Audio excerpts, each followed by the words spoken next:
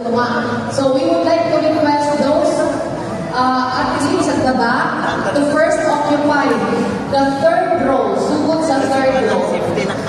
Kindly occupy the vacant seats in front. Please. Sige na. Because it's 8:30 already and we're about...